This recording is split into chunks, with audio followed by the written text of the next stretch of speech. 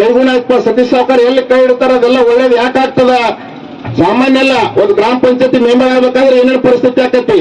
ಆದ್ರೆ ಇವತ್ತ ಮಗಳು MLC ಇದು ಲೋಕಸಭಾ ಸದಸ್ಯರಾಗಬೇಕು. ಅಷ್ಟೇ ಅಲ್ಲ, ನಾ ಹೇಳ್ತೀನಿ, ಮುಂದಿನ ದಿನಮಾನದಲ್ಲಿ ಈ ಸಲ ಸಂತೋಷವಾಗಿ ಅಗದಿ ಹೃದಯ ತುಂಬಿ ಹೇಳ್ತೀನಿ ಮಾತನ್ನ.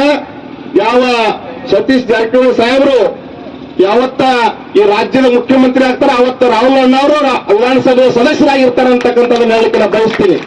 ಯಾಕೆ ಅವ್ರು ಆಗ್ಬೇಕು ಅಂದ್ರ ದೊಡ್ಡವರು ಅವ್ರ ನಮಗೆ ಸಿಗೋದು, ಇವರೇ ನಮಗೆ ಸಿಗೋರು ಹೇಳ್ತಿರೋ. ಅದಕ್ಕೆಲ್ಲಾ ಕಾರ್ಯಗಳಲ್ಲಿ ಗೊತ್ತಿರ್ಬೇಕು. ಇವತ್ತ ಹದಿನೈದು ತಾಲೂಕಿನಲ್ಲಿ ರಾವ್ ಸಾಹೇಬ್ ಗೊತ್ತದ, ನಮ್ ಸಿಂಗಿ ಅವ್ರಿಗೆ ಗೊತ್ತದ, ನಮ್ಮ ರಮೇಶ್ಗೆ ಎಲ್ಲರಿಗೂ ಗೊತ್ತದ. ಎಲ್ಲರನ್ನ ಮನೆ ಮಕ್ಕಳು ಮನೆಯವರಾಗಿ ನಾವು ಸತೀಶ್ ಸಾವ್ಕಾರ್ ಹೊರಗಿನವರಲ್ಲ.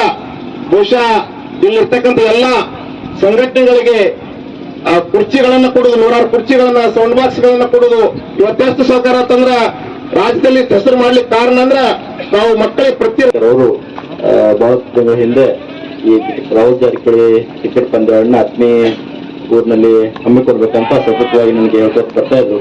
ಆದ್ರೆ ಸರಿಯಾದ ಸಮಯ ಅವಕಾಶ ಅವರಿಗೆ ಸಿಗ್ಲಿಲ್ಲ. ಬಹುಶಃ ಇಂದ ನವೆಂಬರ್ ಅಥವಾ ಡಿಸೆಂಬರ್ ಅಲ್ಲೇ ಮಾಡ್ಬೇಕಂತ ಒಂದು ಯೋಜನೆಯನ್ನು ಅವ್ರು ಹಾಕೊಂಡಿದ್ರು. ಆದ್ರೆ ಇವತ್ತ ಬೇರೆ ಒಂದು ಒಳ್ಳೆ ಪ್ಲಾನಿಂಗ್ ಮಾಡೋ ಮುಖಾಂತರ ಬಹಳಷ್ಟು ಅಚ್ಚುಕಟ್ಟಾಗಿ ಈ ಪಂದ್ಯಾವಳಿನ ಆಯೋಜನೆ ಮಾಡಿದಕ್ಕೆ ಮತ್ತು ಈ ಕಾರ್ಯಕ್ರಮಕ್ಕೆ ಪಂದ್ಯಾವಳಿಗೆ ಸಹಕಾರ ಮಾಡಿದಂತ ವಿವಿಧ ಮುಖಂಡರಿಗೆ ಎಲ್ಲರೂ ಕೂಡ ನಾನು ಪ್ರಥಮವಾಗಿ ಅಭಿನಂದನೆ ಸಲ್ಲಿಸಲಿಕ್ಕೆ ಬಯಸುತ್ತೇನೆ. ಯಾಕಂದ್ರೆ ಬಹಳಷ್ಟು ಒಂದು ಸಮಯವನ್ನ ಕೊಟ್ಟು ಶ್ರಮವನ್ನ ಕೊಟ್ಟು ಈ ಪಂದ್ಯಾವಳಿನ ತಾವೆಲ್ಲ ಆಯೋಜನೆ ಮಾಡಿದಕ್ಕೆ ಸಹಕಾರವನ್ನ ಮಾಡಿದ್ದಾರೆ. ಅದಕ್ಕೆ ಪ್ರತಿ ವರ್ಷ ಈ ಹತ್ತನೇ ತಾಲೂಕದಲ್ಲಿ ಇಂಥ ಒಂದು ಕ್ರೀಡಾ ಕಾರ್ಯಕ್ರಮ ಆಗ್ಬೇಕಂತ ಒಂದು ಒಳ್ಳೆ ಮನೋಭಾವನೆ ಇಟ್ಕೊಂಡು ಮುಂದಿನ ವರ್ಷ ಕೂಡ ಈ ಕಾರ್ಯಕ್ರಮವನ್ನ ಆಯೋಜನೆ ಮಾಡ್ತಾರಂತ ತಹಸೀಲ್ ಸಾಂಗ್ಲಿಕರ್ ಅವರು ಮಾಡಿದ್ದಾರೆ. ಇದಕ್ಕೆ ಪ್ರತಿ ವರ್ಷ ಇಂಥ ಒಂದು ಕಾರ್ಯಕ್ರಮ ಆಗಲಿ ಅಂತ ನಾವು ಕೂಡ ಇದಕ್ಕೆ ಬೇಕಂತ ಸಹಾಯ ಸಹಕಾರ ಮಾಡ್ಲಿಕ್ಕೆ ಸದಾ ನಾವು ಸಿದ್ಧರಿರ್ತೇವೆ. ನಾವೆಲ್ಲ ಮುಂದಾಳತ್ವವನ್ನು ವಹಿಸಿ ಇಂಥ ಒಂದು ಕಾರ್ಯಕ್ರಮ ಪ್ರತಿಯೊಂದು ವರ್ಷ ಅಥವಾ ಬೇಕಾದಂತ ಸಮಯಾವಧಿಯಲ್ಲಿ ತಾವೆಲ್ಲರೂ ಮಾಡ್ರಿ, ನಮ್ಮ ಜೊತೆಗೆ ಸದಾ ನಿಲ್ಲುವಂತ ಕೆಲಸ ಮಾಡ್ತೇವೆ.